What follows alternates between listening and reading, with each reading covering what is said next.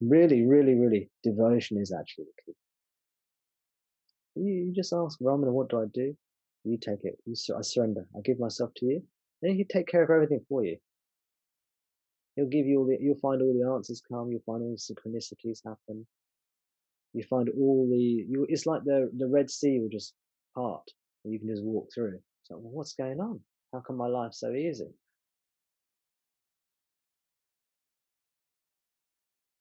Or a great difficulty will come your way, and then it will give rise to a jewel, or something of great beauty and value. A great gift will come. This will keep on happening. Really, bhakti is the key. You give yourself to Ramana, and bhakti, I mean surrender to Him. I give myself to you, Ramana. I don't know what to do. Please show me. I'm just gonna let you do what you want with me. I've tried. I thought I was getting somewhere, and then I keep on failing. I'm giving up now. What do I do? You do it for me. I don't even know what to do. You do it.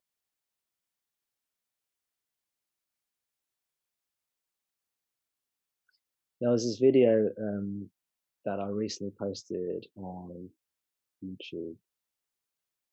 Is Warren here? Yeah, one that Warren made. Thank you very much for doing that, Warren. Awesome video. It was on Yoga Vasistha, teachings from Yoga Vasistha. And I forgot that I'd given that teaching, and it was a teaching about Prahlada, who is a demon. Prahlada is a demon, and he belonged to a community of demons, as demons do. They have their own community of them. And they had a war against the gods. And Prahlada's father, who was a demon, was a great, great, powerful demon, was unfortunately killed in battle with the gods. The gods won this battle. So Prahlada, as you can imagine, wasn't too happy. He was quite unhappy. And strange enough, he decided that he would become a devotee of Vishnu, God, Lord Vishnu. And he devoted himself to Lord Vishnu, devoted himself to Lord Vishnu, devoted himself to Lord Vishnu with so much intensity. And you can see the moral of this story is that even a demon, someone as evil and depraved and deficient as a demon, there's potential. So if Prahlada can do this, you can do this. This is the idea of the story. And he worships Vishnu with such intensity that Vishnu hears of him, feels the worship, and is compelled to visit Prahlada. So Vishnu sort of goes, oh, I'm enjoying myself up in heaven, but now I've got to go and visit this demon dude in like the underworld. So, Vishnu like puts on his traveling clothes and descends from heaven and sort of digs underground and has to go to the underworld. Because, oh God, okay, Prahlada, you've done amazingly well, my friend. You've been worshipping me. Now I'm going to have to grant you a wish, a boon, a wish. Now this is why I mention this story. This part of the story here. This is a wonderful part of the story. So Vishnu says to Prahlada, look, you've devoted yourself to you've devoted yourself to me so much. Now I'm going to give you a wish. I'm going to grant you anything you want. Now don't actually answer, but just think. What do you think? If you don't know the story, especially, what do you think Prahlada asked for? So I watched the video of me telling the story, and I was like, oh, what did he ask for? I couldn't remember. And then what he asked for, I thought was very, very good.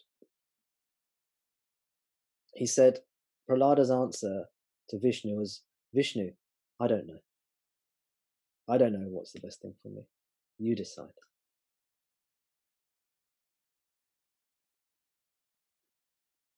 Which I thought was beautiful. And perfectly in the spirit of true surrender and devotion. See, Prahlada was a true devotee, genuine devotee. And if you're a genuine devotee, God will come to you. You will force God to come to you and grant you your wish. God has no choice but to respond to your love for him. No choice. No choice.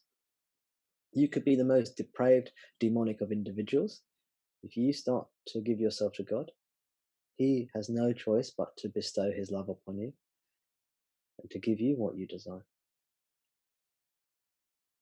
So Prahlada said, Vishnu, I don't know what's best for me. You know what's best. You are the Lord. You give me whatever wish you want. This is how perfect his surrender and love for Vishnu is. And then Vishnu says, okay, I will grant you the desire and the inclination and the desire to do self-inquiry. And then poof, he vanishes and he's back up in heaven again.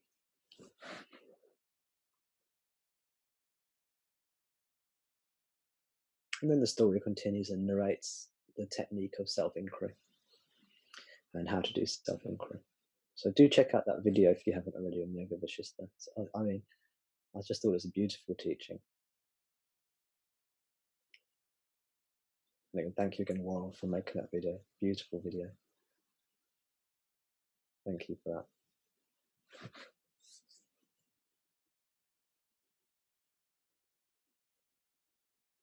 So be like Prahlada.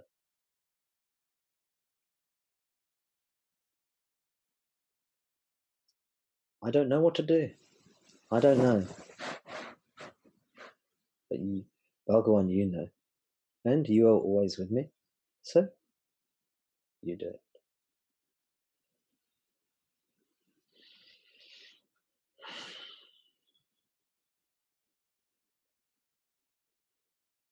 It is through, yes, we need to make our effort, but the primary effort we make is to let go and surrender ourselves to Him.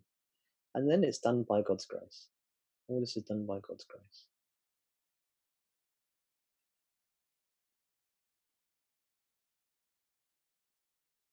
Our job is to carry on letting go until the job is done. Do not get off the sadhana train early.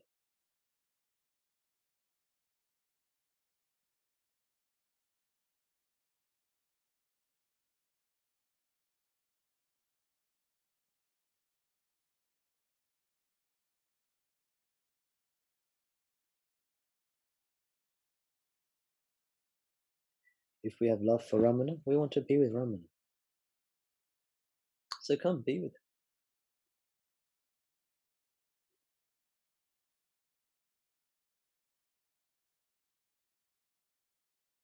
him. Abide thought-free, abide thought-free in his being, which is your being. How to do that? Well, let him do everything. Let him do everything. And then abide thought-free in him, in our heart, in ourself. This is self-surrender. This is self-inquiry. This is dhyana. This is yoga. Yoga means union. You become one with him. Dhyana means concentration. We are attending to him. Self-inquiry means turning inwards. We are resting thought-free in our being. This is bhakti. Bhakti means love for him. This is love for him. This is him loving us. This is the union of these four yogas. The yoga of yogas. The union of these yogas. One text that supports what I've just said is Sadhanai Saram. The first, I don't know, is it? I think the first 14 or 16 verses of Sadhanai Saram. Please read if you want to.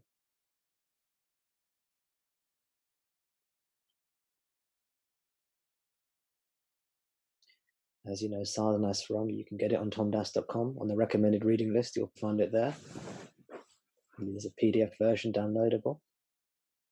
And I think I've actually done a post which just captures the first 14 or 16 verses, which capture this kind of feeling beautifully. Remember my story. How did you become realized, Tom? I don't know. I don't know how it happened. I just fell in love with Ramana. That's it. So when you say, what do? I don't know. Just ask Ramana. He'll sort it out for you. That's it. Bus. Bus is a Bengali word. It means kind of like enough. That's it. Stop. So one saying that Ramana had was, Bhakti is the mother of jnana. Bhakti is the mother of jnana. Bhakti is the mother, jnana is the child. Which one comes first? The mother. Of course, we'll find the child is not that different from the mother, really.